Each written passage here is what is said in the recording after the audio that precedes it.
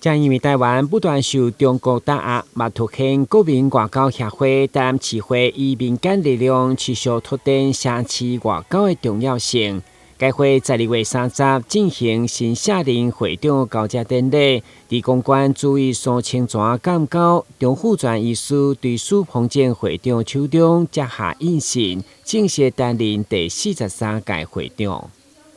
这个热忱，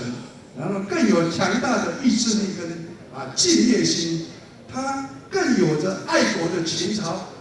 他更有伟大的爱社会的一个社会责任感。所以他还没接任之前就跟我讲，他今年一定要拼了他本身最大的力量，把我们外交学会台南市呢带上一个更新的旅程，这样好不好？一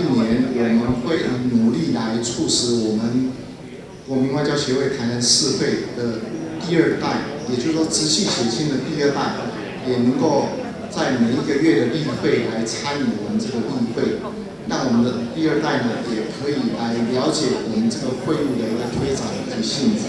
交接典礼当中，包括外交部代表、这医界前辈等各界精英拢到场见证。更难得是立陶宛朝鲜访问团嘛首次来台湾接受台南市会热情款待。会中台南市萧局长嘛代表市长出席颁发当选证书，场面盛大热烈。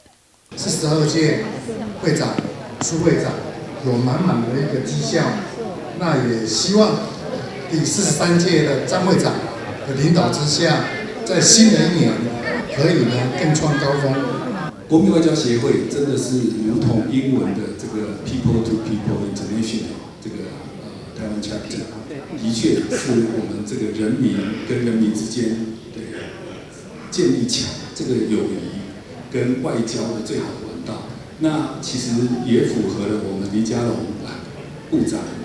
他的人人都是外交官的理念。创会47档的国民外交协会台南市会除了主办国际性大型活动，也甲韩国蔚山、蒙古乌兰巴托以及亚美尼亚首都地嘅姊妹会，一直协助政府拼国民外交。利用这新的一档，大家嘛互相祝福，要借着民间力量，互全世界看见台湾。台南新闻军集采访报道。